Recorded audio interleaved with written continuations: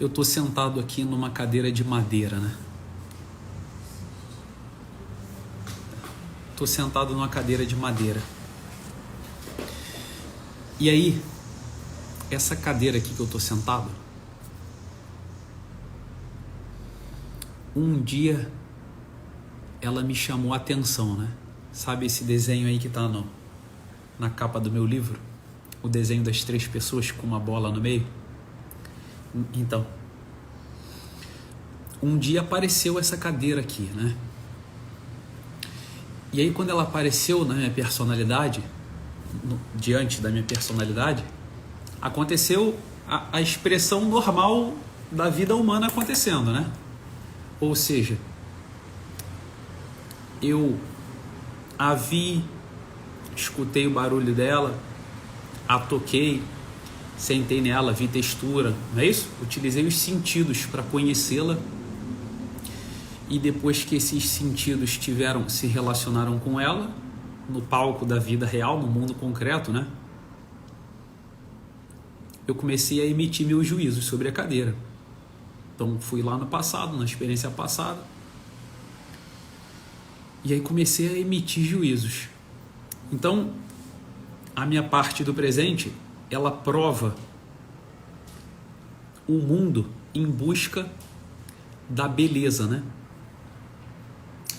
Não é sobre isso não. Eu sabia, ó, olha o que o Ikenami botou aí, ó, rachadura e duração do bem. Eu sabia que meus alunos iam achar que a aula é essa, mas não é essa. É uma consequência disso aí. Mas vamos lá, eu fiquei muito feliz de alguém ter, só com a introdução, já ter colocado o desenvolvimento da personalidade toda. É real, né? A ciência da temperança é real, né? Hoje, quando o padre na missa falou assim, e a presença de São Tiago na comunidade, aí o meu filho José Pedro, mais velho, do meu lado esquerdo, soltou assim, né? Quando ele falou assim, e a presença de São Tiago, meu filho mais velho, soltou assim no meio da missa, que é a graça. Aí eu olhei pro lado e falei, é real, essa parada da gente ir se temperando um do outro é real, né? E aí, quando eu tenho esse relacionamento com a cadeira,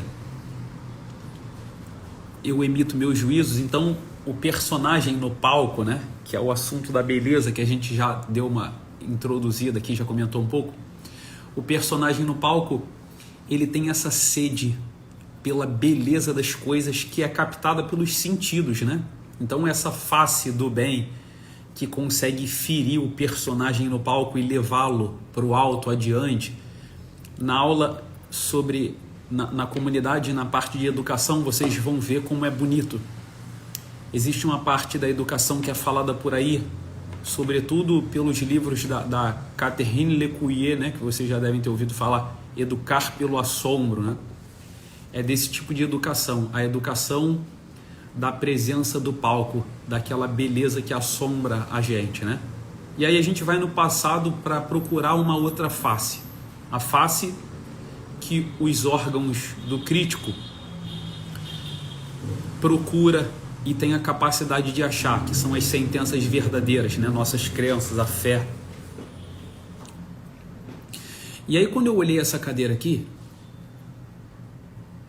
e eu olhei minha experiência passada, eu comecei a emitir meus juízos e falei assim, caramba, pelos meus juízos e pelos juízos que a Maria emitiu,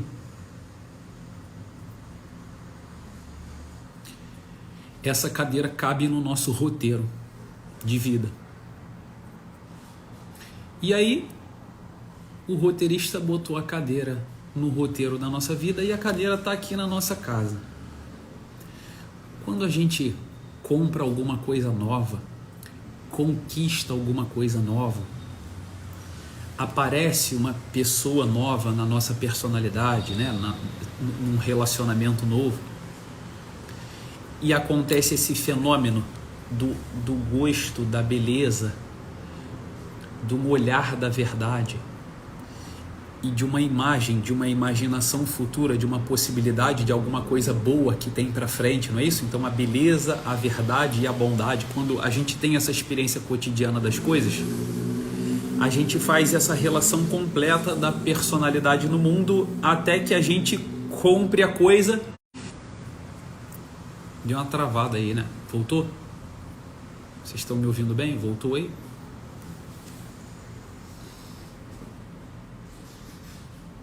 Tá tudo bem? Aqui apareceu, deu uma caída para mim a conexão. Tá funcionando aí, amor? Voltou, né? Beleza, voltou. Então, quando a cadeira da loja, o biscoito da loja, a pessoa, quando a gente conseguir colocar essa substância, esse substantivo cadeira, como um pronome possessivo, ou seja, quando a cadeira da loja virar minha cadeira, quando a Mariá virar minha Mariá, quando a caneta virar minha caneta, então eu tenho a minha personalidade, né? Os meus eus e os meus, né? O que é meu. E aí, junto com isso, é por isso que a gente tem essa experiência. Vocês já viram essa experiência aqui, lá no livro? Quem já leu o livro vai conhecer lá a tal da experiência do sétimo dia, né? A experiência do sétimo dia é quando a gente realiza a nossa personalidade. Então tem lá os 6 passos, né? A criação da personalidade, a obra da criação. E no sétimo dia a gente descansa, ou seja, a cadeira tá na minha casa e ela virou minha cadeira, né? Lembra da aula do macarrão lá do mercado, né? Eu paguei por ela, eu realizei um ritual no mundo, eu dei de mim para chamá-la de minha, né?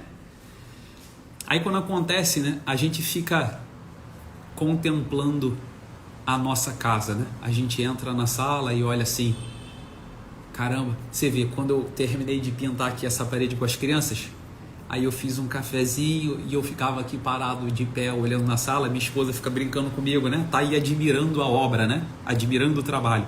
Falei, amor, esse é o sétimo dia, né? Essa é a obra completa no mundo. Aí a gente passa um tempinho vendo como a obra é muito boa, né? E o Diego viu que a obra era boa. E aí a gente passa pela experiência do descanso. Então o descanso é essa paz fruto de uma luta, né? De uma obra realizada no mundo. Isso é bonito pra caramba quando a gente vê, por exemplo, no Evangelho a diferença de quando Cristo em vida fala que ele não veio trazer a paz, mas ele veio trazer o fogo, não é isso? E aí depois que ele ressuscita, ou seja, que a obra da paixão, morte e ressurreição está pronta, não é isso? Ele aparece ressuscitado e oferece a paz, né? Finalmente ele que em vida veio dizer que não veio trazer a paz, mas a luta, né? O fogo. Aí ele aparece com a obra pronta e oferece a paz. Essa é a experiência nossa do dia a dia, realmente da vida, né? E aí, fala, padre, sua bênção, seja bem-vindo, que bom ter o senhor aqui. E aí a gente, diante dessa experiência da cadeira, isso acontece com a gente, né? Diante das várias coisas que acontecem na vida. Aí a gente olha para a cadeira uma vez, 2 vezes, 3 vezes, 4 vezes, e a gente até presta um pouco de atenção nela. Só que depois que ela começa, ela já está na nossa personalidade, ou seja, a gente come aqui, eu estou fazendo live aqui na cadeira e tudo mais, ou seja, ela já é parte de mim, né? Ela é minha cadeira, a cadeira da minha casa. Então, a nossa vida já funciona substancialmente em cima dessa estrutura do que é meu.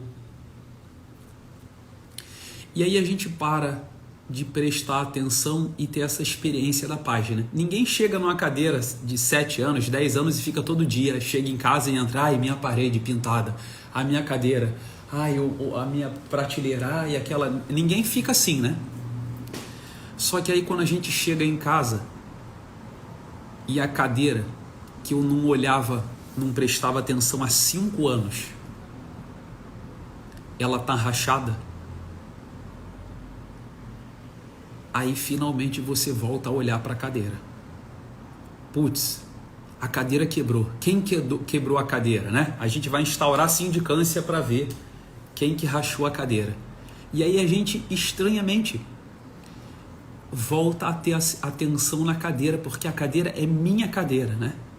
Então perdê-la, deixá-la morrer,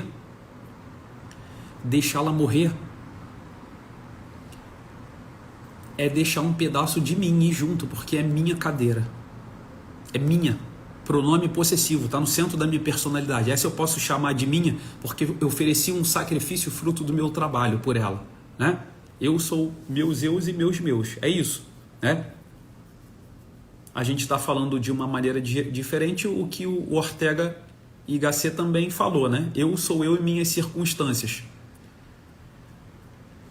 Aqui a gente está olhando para a nossa estrutura da personalidade e está chamando aquelas bolas do centro ali, que a gente incorpora na personalidade, colocando na linguagem com pronome possessivo e falando eu sou o meus eus, né? Roteirista, personagem crítico, e os meus. Aquilo que passou por todo esse processo que eu estou falando para vocês, né?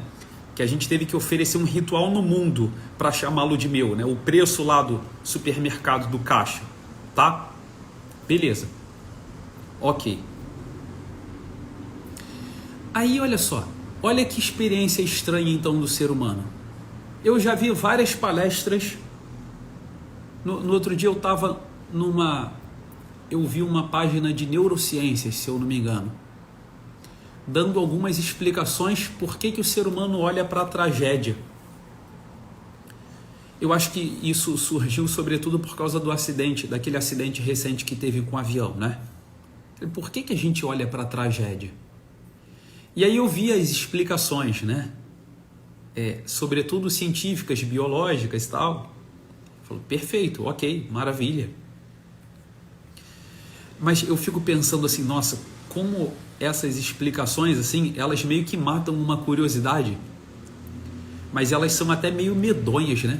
Elas meio que não só não servem para muita coisa, como elas deixam a gente numa instabilidade gigante sobre o mundo. É tipo aquela coisa assim, cara, eu preferia não saber disso. Que a gente se apaixona de uma maneira estranha pela tragédia, né? Porque na verdade não é isso, né? Essa é uma explicação que com o olhar biológico a gente tenta tirar uma explicação filosófica, mas é óbvio que essa explicação está muito longe de ser a nossa realidade. A nossa realidade, na verdade, é muito mais simples do que isso. Como a gente já sabe, sobretudo aqui, né, nós que nos sentamos aqui domingo para falar sobre essas coisas, como nós já sabemos que a nossa vocação é dominar o mundo, né, que a gente tem uma ânsia por domínio, toda vez que a gente vê a nossa perda de domínio, a nossa perda de poder real no mundo, que tem, olha, quando eu falo isso para vocês, ó, a nossa perda de poder real no mundo, a quantidade de coisas que tem em cima disso, vocês vão ver, ó, eu estou preparando aqui as aulas de filosofia política da comunidade, né? Então eu preciso dar uma série de aulas, eu estou fazendo já há um tempo uma série de cursos já sobre política, pegando meus cadernos antigos de política. E eu fiquei impressionado como as aulas de filosofia política não começam por essas coisas. Você vê, ó, no final dessa aula vocês vão descobrir do que ela é, e essa aqui vai ser a segunda ou a terceira aula de um curso de filosofia política. Por que eu lembrei? Porque eu falei de poder, né? Que é um tema central de filosofia política. Quando a gente está perdendo um certo poder no mundo, isso é uma perda de domínio, né? Então vejam, por que os fariseus... Eu vou dar um exemplo aqui meu do cotidiano, né? Tem umas pessoas que têm me mandado várias mensagens de grandes psicólogos e terapeutas que tem falado da teoria das 3 pessoas, né? Que tem falado mal. E aí até aí nenhum problema, né? Porque quem somos nós para não falarem mal das coisas que a gente está fazendo? Mas eu sempre peço para o pessoal me mandar. Não, eu não quero nem saber quem é. Eu quero saber, tipo, o que é que o pessoal tem de contribuição, você entende? O que tá ruim? Me fala aí para tentar ver aqui o que pode melhorar e tal. E nunca vem essa resposta, né? Não vem essa resposta para mim. Eu queria de verdade, assim, isso aqui tá ruim, não é assim no mundo real e tal. Só que vem só um espernear, assim, sabe? Não concordo, não é assim e tal. E aí quando a gente vê isso, o que você vê? Por que as pessoas elas ficam assim, meio que se debatendo com a coisa? Porque isso vai tirando o poder das pessoas, né? Imagine que você tem uma teoria que você usa, explica as coisas e de repente aparece uma teoria que supostamente é mais poderosa. Aí ela parece tirar seu poder, você entende? Agora, para pensar na época de Cristo. Os poderosos da religião, os homens que tinham todo o poder sobre o sagrado, e de repente tem alguém no mundo real que comanda, que dá um comando sobre a lepra, sobre a tempestade, sobre a perna manca, sobre a cegueira, que dá um comando sobre a morte. Para pensar no coração das pessoas que supunham que tinham algum poder sobre o mundo. Quando elas olham para uma pessoa com esse tipo de poder, só resta para aquelas que não estão buscando verdadeiramente um poder, mesmo que não seja seu, um poder para contemplá-lo, elas vão tentar destruí-lo. Essa é a vocação do homem realizada de maneira torta, né? Nós nascemos para dominar o mundo no colo do dômino. Lembra da semana retrasada? Eu falando da minha filhinha pedindo colo para mim? Nós nascemos para dominar o mundo. Nós temos essa vocação. Estranhamente, tem coisas no mundo que a gente não domina e que a gente tem que achar um dômino no mundo para dominar essas coisas com a gente.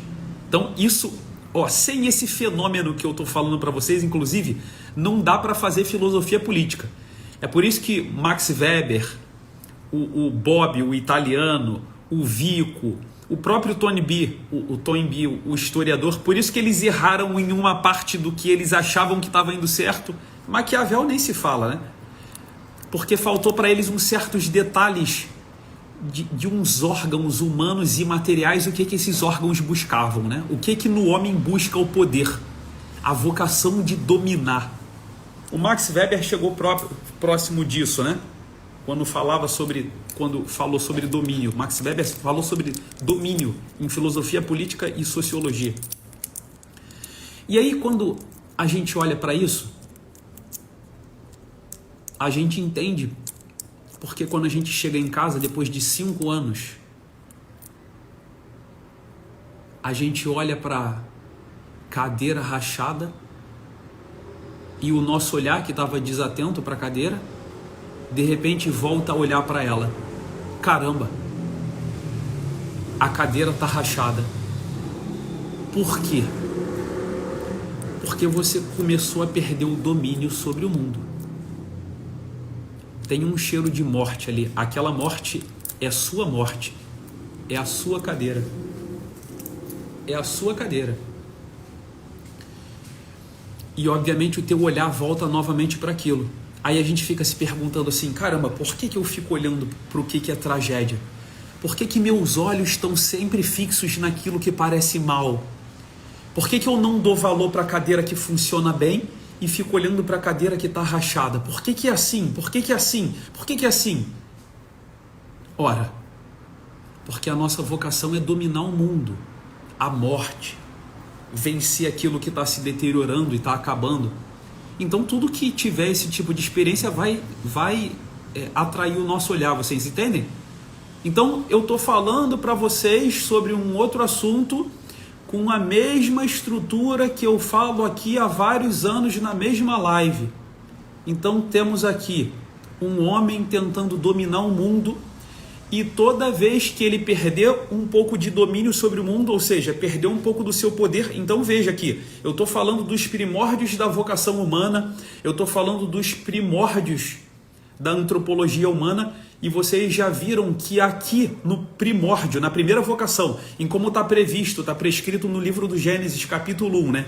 Ide pelo mundo e dominai sobre todas as criaturas. Aí, inclusive, está a fundação da filosofia política. Você vai dominar, ou seja, você vai exercer poder. Essa é a vocação do homem. Dominar, se dominizar, ser um outro domino no mundo. Entende? Por procuração. Eu estou te dando uma procuração para você ir lá e assinar no meu lugar a obra da criação. Dominar. Essa é a nossa vocação.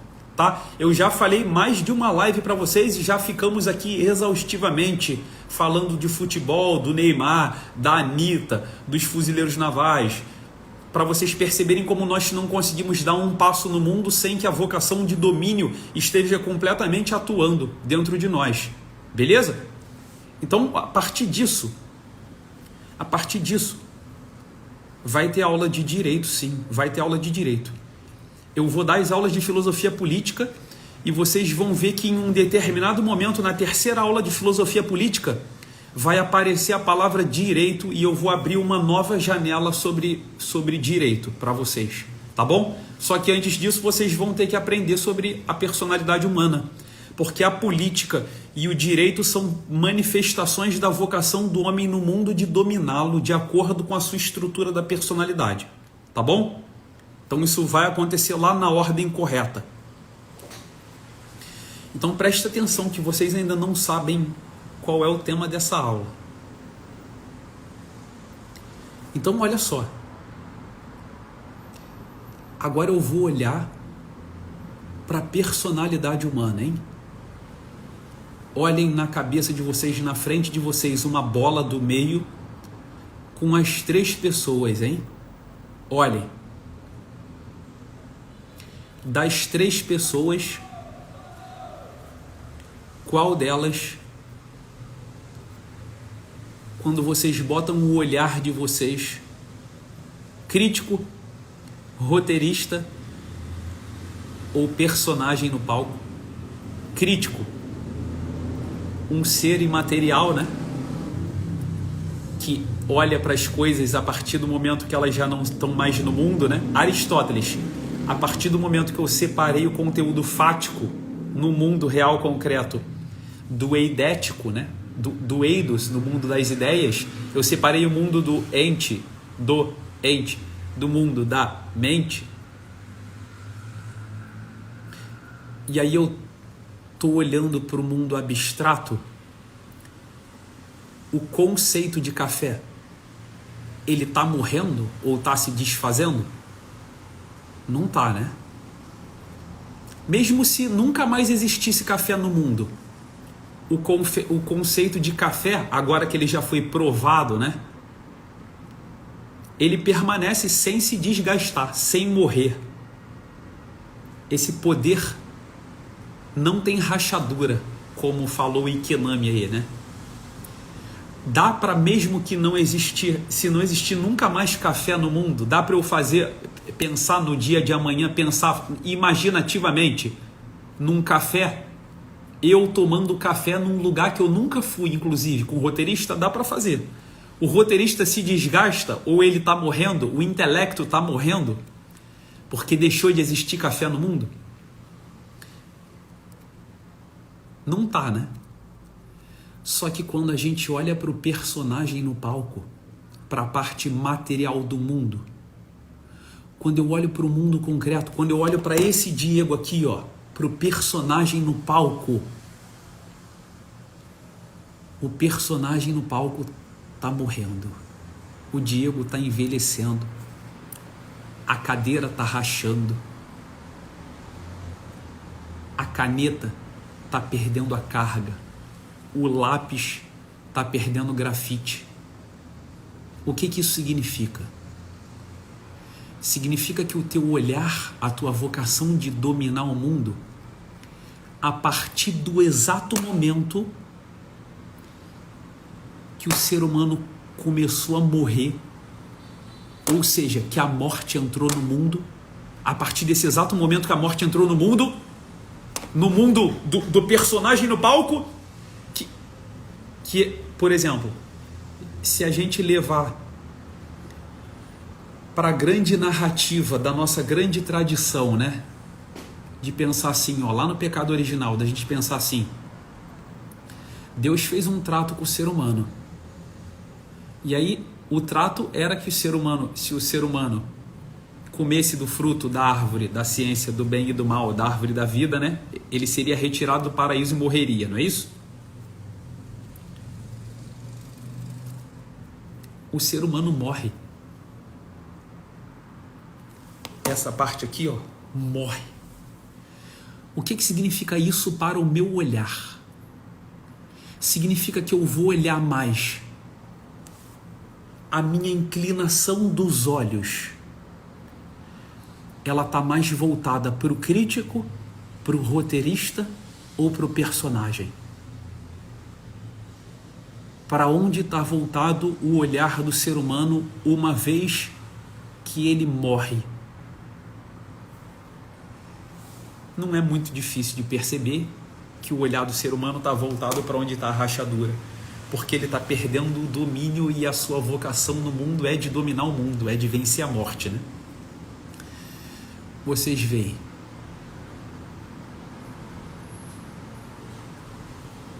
o nome dessa tara do ser humano, para olhar para a carne dele, para olhar para o personagem no palco, para olhar para o seu umbigo, para essa pessoa aqui de carne e osso que está morrendo, essa inclinação do ser humano para o material que racha e se desgasta, porque agora ele morre, se chama concupiscência da carne. A gente carrega isso com a gente, desde o momento que o ser humano começou a morrer.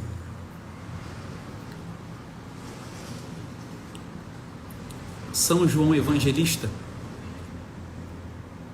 fala de 3 grandes males no mundo, não é isso? A concupiscência da carne, a concupiscência do olhar e a soberba da vida, né? A soberba da vida vocês já conhecem, né? O que é a soberba da vida?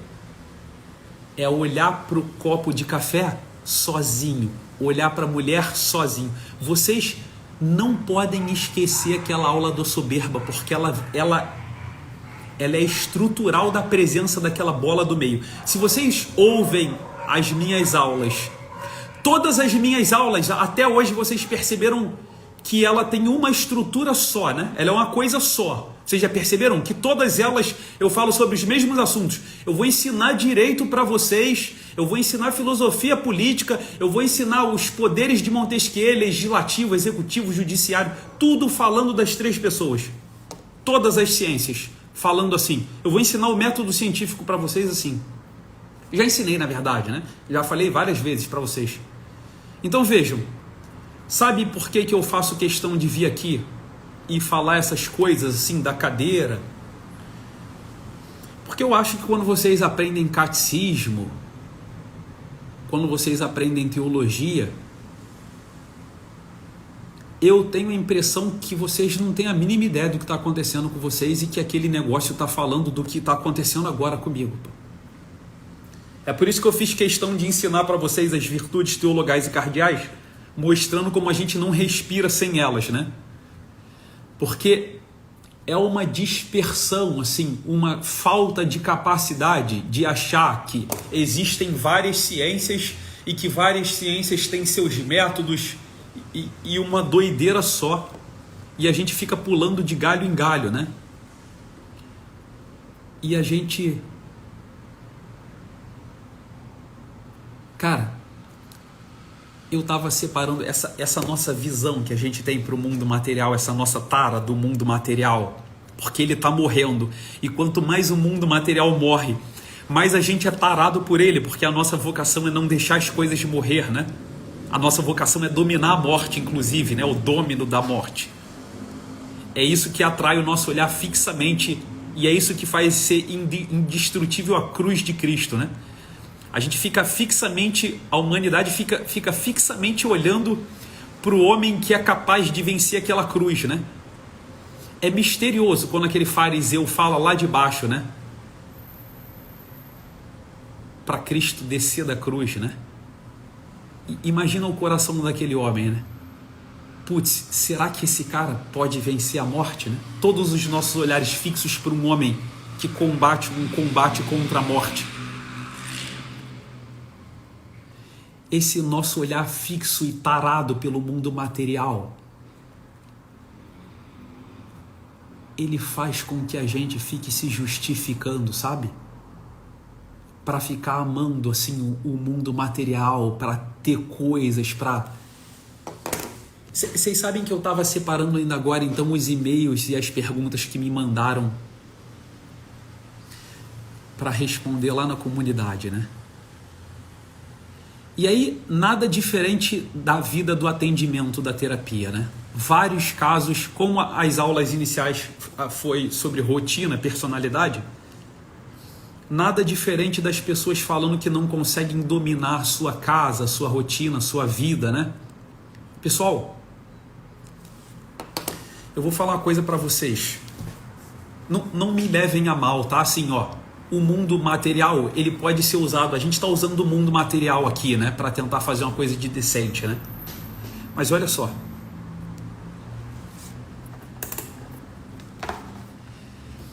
Eu tenho vários e-mails para responder sobre rotina da casa. As pessoas, elas querem dar conta da sua casa. Por um domínio que as crianças têm que ter, né? Aprender a fazer comida, lavar uma louça, lavar roupa, consertar as coisas dentro de casa, né? E que se alegram de dominar o mundo, porque é a vocação. Você vê, o meu filho, eu comecei a desmontar uma arara de madeira com ele, e aí como chegou a hora da gente dormir, a gente foi dormir, no dia seguinte ele acordou, e quando eu acordei, depois dele, ele falou assim: papai, já desmontei a arara. Falei, pô, um moleque de 8 anos, a arara maior do que ele, de madeira, pô. Ele pegou a chave de fenda, foi fazendo as coisinhas como eu ensinei para ele no dia anterior que fazia e tal, e ele fez tudo. Eu falei, cara, essa é a nossa vocação realmente, dominar as coisas. Você vê, aí eu tô atendendo uma porrada de gente com essa dificuldade. Sem ser grosso, amargurado e botar meu coração para fora aqui, porque vocês sabem que na comunidade as aulas, elas são todas calmas, né? Tipo, as aulas da comunidade são tipo, eu falei aqui até 9h47, agora eu vou fazer a minha parte da minha terapia, que eu não consigo fazer a terapia. O pessoal perguntou, pô, não vai ter live domingo, professor? Por comunidade? Não, eu preciso vir para minha terapia agora.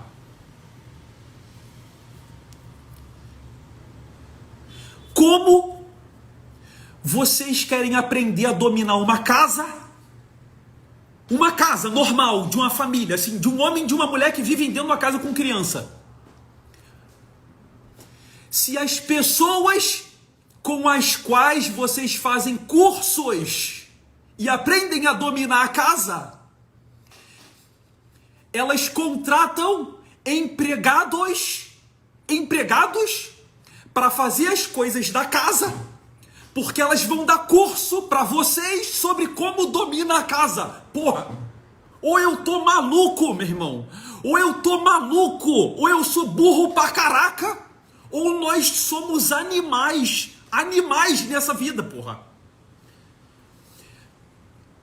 Olha só, vocês que estão mandando e-mail porque vocês não dominam a casa e não têm dinheiro para pagar empregado.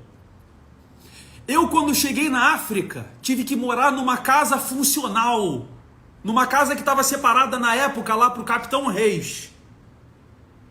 Aí a casa tinha empregada, um homem para lavar o meu carro, um jardineiro, um piscineiro, sei lá mais o que, uma porrada de empregados. Aí eu falei para minha esposa, pronto, deixei de ser dono de casa, você deixou de ser dona de casa para sermos empresários do lar, porque nós temos empregados. Diego, tem coisa errada em ter empregado? Não tem coisa errada em ter empregado.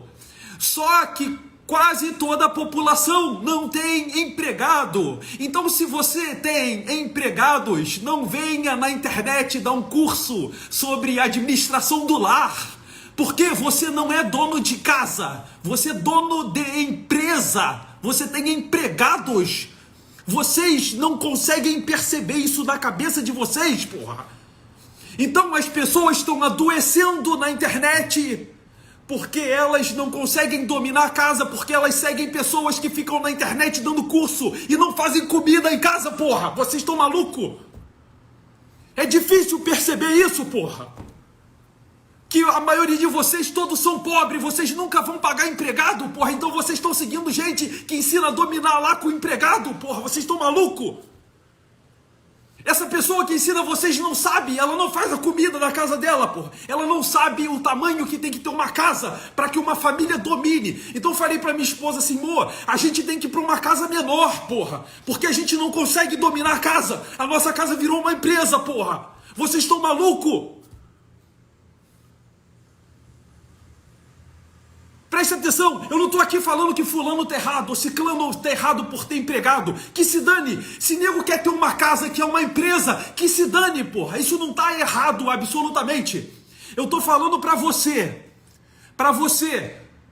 que não tem empregados, pare com essa babaquice de casarão, de piscina. Porra, vocês acham, fala assim, cara, ninguém consegue falar com o Diego, o cara é ocupado pra caraca. Vocês querem que eu fale o meu dia, o meu final de semana pra vocês? Ó, o meu final de semana, eu cortei unha de criança. Hoje, na parte da manhã, eu corri na rua com meus filhos, perguntando tabuada. Quando meu filho mais velho falou todas as tabuadas, de frente para trás, de trás para frente, e as aleatórias, eu terminei a corrida e voltei para casa. Depois, eu fui ali na cozinha olhar as tarefas que a Maria bota na casa, que tem que fazer. Aí tava lá, limpar ventiladores. Aí eu peguei um curso de filosofia política, botei alto lá e comecei a limpar os ventiladores. Já que não dava para meus filhos fazerem comigo, eles ficaram sentadinhos olhando eu limpar o ventilador. Ele falou, essa é uma vida normal, porra. Uma vida normal, porra. É isso que o cara... O que vocês acham que acontece no final de semana? Porque nos e-mails aqui tá assim, Diego, eu não tenho dinheiro para fazer essas coisas com meu filho, as coisas que eu aprendo na internet, eu não tenho dinheiro para passear, para não sei o que lá. Eu falei, porra, eu também não sei o que você quer, porra. Eu não faço essa porra. Essa não é minha vida, porra. Essa não é minha vida. Vocês estão entendendo? Ah, Diego, mas porra, você aí tá dando curso, você deve ganhar dinheiro pra caraca, meu irmão. Presta atenção, eu vou dar um macete pra vocês se orientarem na vida e perceberem o que as pessoas querem na vida.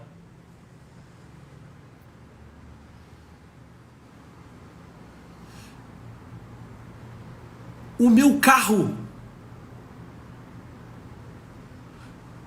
custa 20 e poucos mil reais, pô. Custa 20 e poucos mil reais. O meu carro. Eu moro no Rio de Janeiro.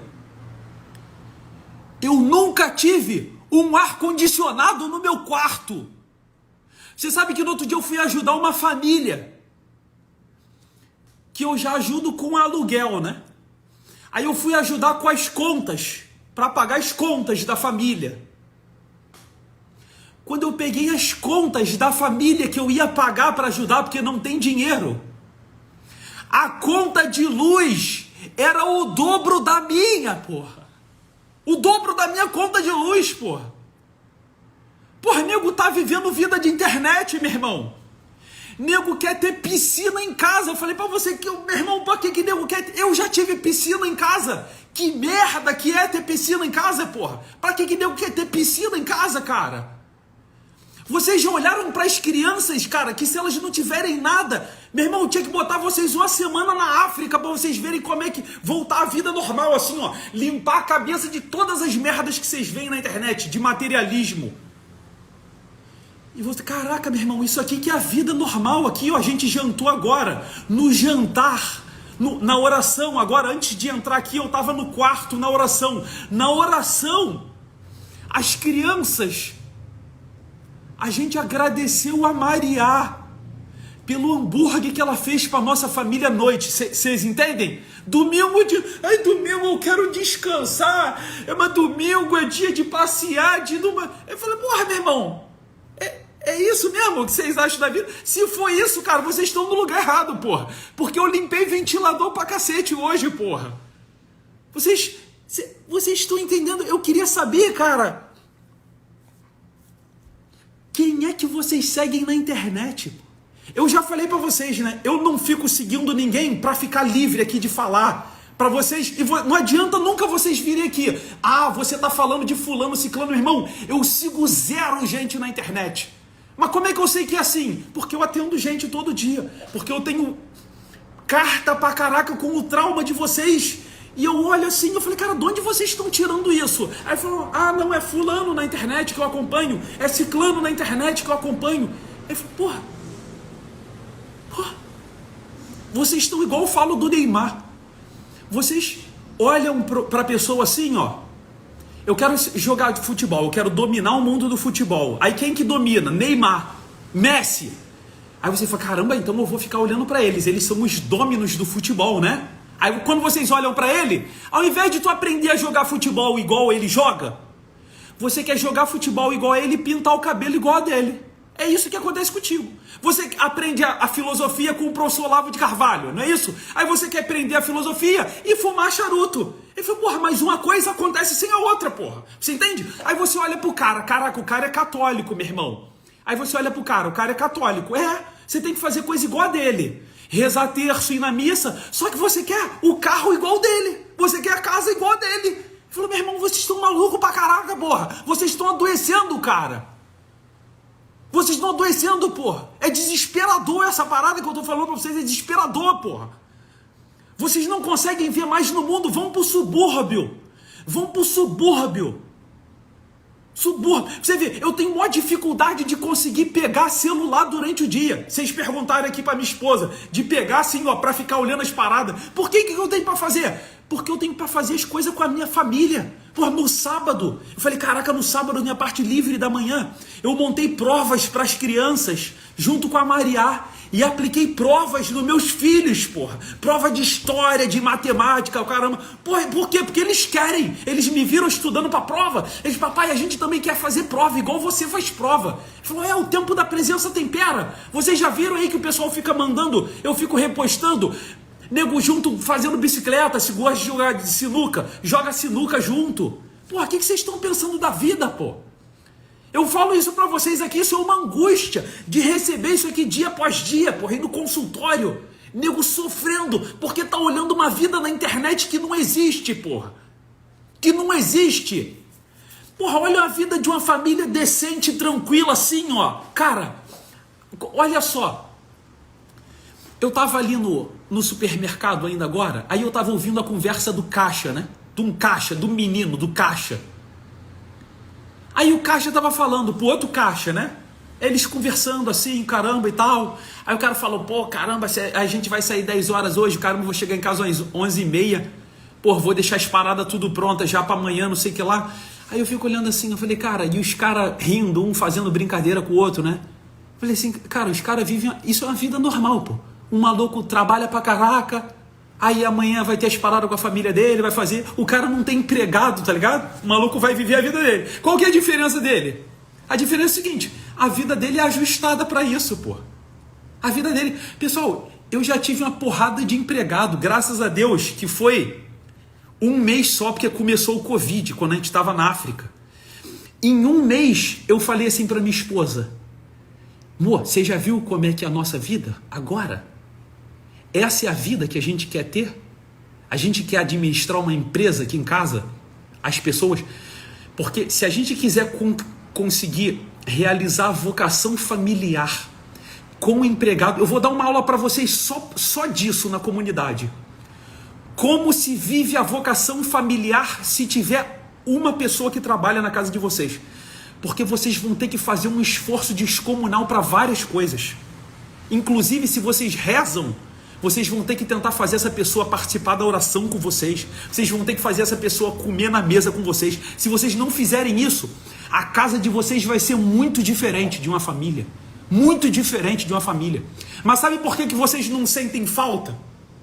Muita gente que vive empregado, cheio de pompa, com bem material pra caraca, e acha que não vai... Fala, cara, se tu tem carro, quando o carro rachar, você olha pro carro. Se tu tem banco, quando o carro rachar, tu olha pro banco. Se tu tem sofá, quando o sofá rachar, você olha pro sofá. Vocês estão entendendo? Que a consciência da carne, ela funciona quanto mais bem material tem na tua frente. Quanto mais cadeira racha, mais tu tem. Tu acha que Cristo falou de sacanagem assim, ó? De sacanagem? Felizes os pobres em espírito. O que é o pobre em espírito? Pô, o pobre em espírito é muito simples, pô. O espírito, ele adentra aquela realidade do meio da nossa personalidade. Esse é o espírito. Se tu tem sofá, se tu tem mesa pra caraca, se tu tem cadeira pra caraca, se tu tem carro pra caraca, se tu tem essas paradas pra caraca, você percebe que você tem que cuidar que o teu espírito tem...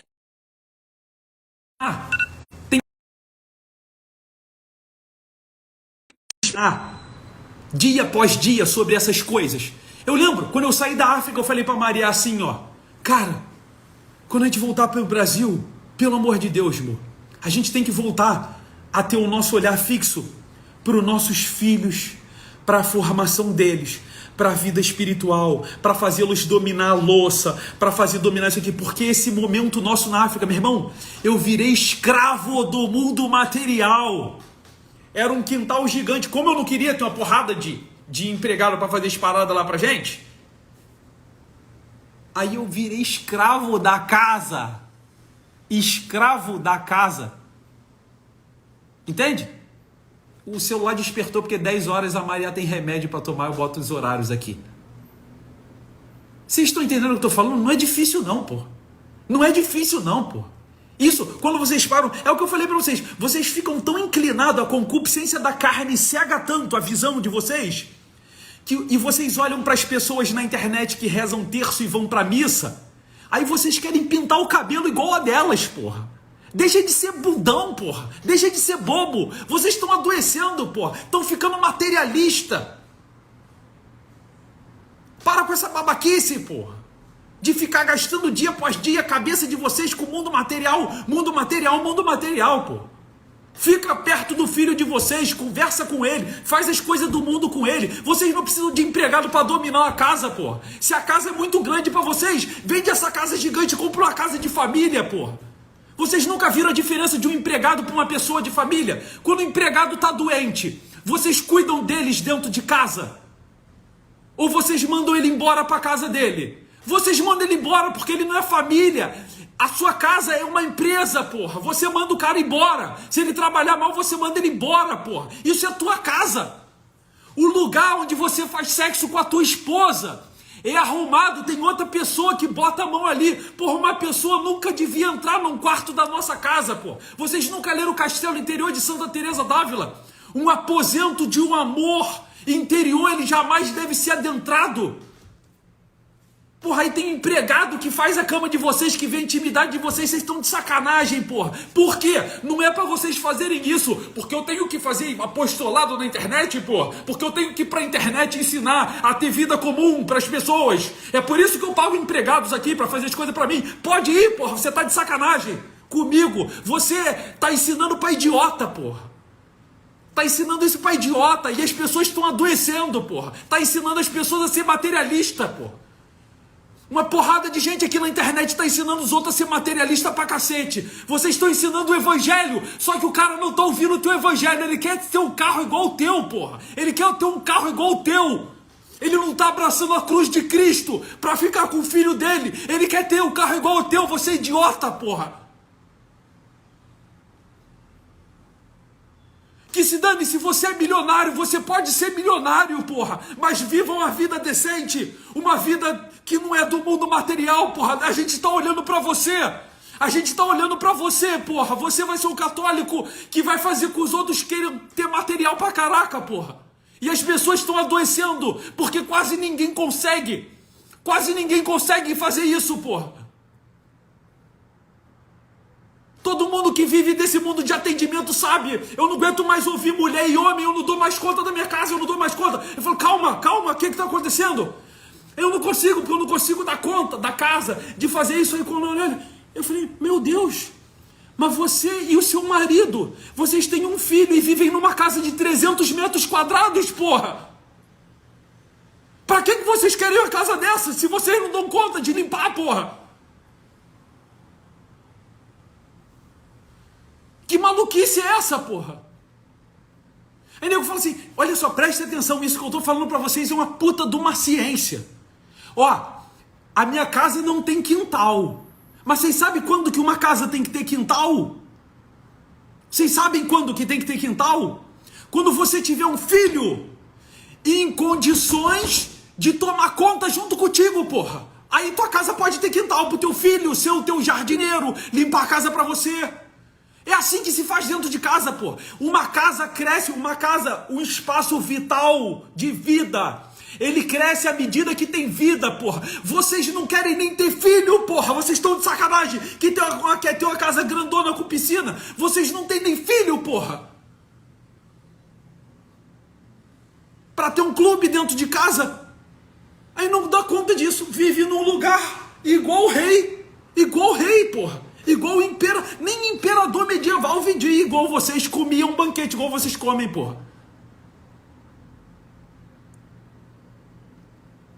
Eu tô falando isso, mas eu sei que é meia dúzia que ouve, eu sei disso, porra. Eu sei que eu desligo aqui, e nego tem tanto conteúdo pra ouvir que o próximo aqui, ó, a próxima virada assim, ó, vai passar aqui, ó, pá, vai aparecer bonitão, porra, o catolicão, que vai à missa todo dia, que reza o terço, papapá, vai aparecer ele bonitão, numa casarona bonitona no carro. Porra, e vocês acham que eu sou idiota, meu irmão?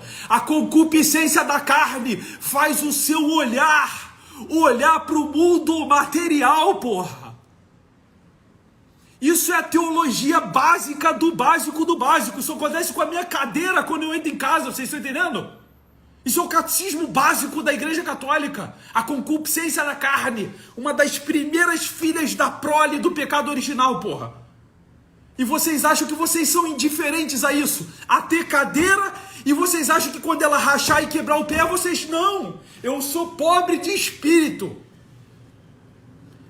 Aí vocês podem lembrar lá de São Tiago hoje, falando na Bíblia, na missa. Aí vocês podem lembrar dele, da fé, né? Da fé. Bonitona a sua fé, as suas palavras. A gente tá olhando para você vivendo no mundo, cara. Eu tô vendo a sua obra no mundo. A sua obra materialista no mundo. Eu tô vendo ela no mundo.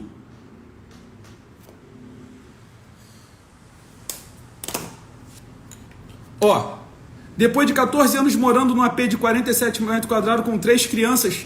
Tá vendo? Isso aqui, ó. Uma mulher dessa aqui, a Viviana, alguma hora ela vai ter que aumentar o espaço vital dela. Porque um apartamento de 47 metros quadrados com uma criança, sobretudo se ele tiver de pé direito por 2,15 metros só, vai fazer mal para a saúde deles, pô. Tem gente que a gente cura de crise de pânico saindo de apartamento de 47 metros quadrados para um de 70. Mas eu tô falando aqui, ô Viviana, não sei nada da tua vida de cara, tô só dando exemplo das coisas. Vocês entendem? Tô só dando exemplo das coisas para vocês, tá? Aí a família tem um apartamento de 300 metros quadrados. Ela e o marido não são nem abertos à vida. Aí pronto, fundou uma empresa.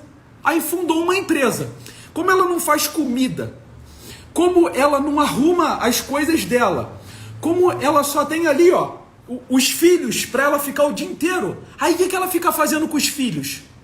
Ela fica fazendo um monte de coisa com os filhos o dia inteiro. Um monte de coisa sinistra, assim, ó. Alemão, russo, Montessori de cabeça para baixo, plantando bananeira. E nego da internet tá achando que a vida dela é normal. E vai copiar. Ô, minha senhora, meu senhor, essa moça aí que vocês seguem, ela é dona de empresa. Ela não é dona de casa, vocês entendem? Ela não sabe dominar uma casa, ela tem empregadas, porra. Ela tá enganando vocês. Por quê? Porque se você faz comida, minha senhora ou meu senhor, se vocês fazem comida, a educação do filho de vocês é só fazer comida do seu lado. A sua vocação como mulher, durante um dia quase que inteiro, é fazer comidinha, limpar coisa. Para você, homem, é limpar um ventiladorzinho, pregar uma cadeira, e o seu filho tá do seu lado, porra, sem falar alemão nem russo. É só isso. É só isso. É só isso. É a história da humanidade, porra. De uma vida não materialista.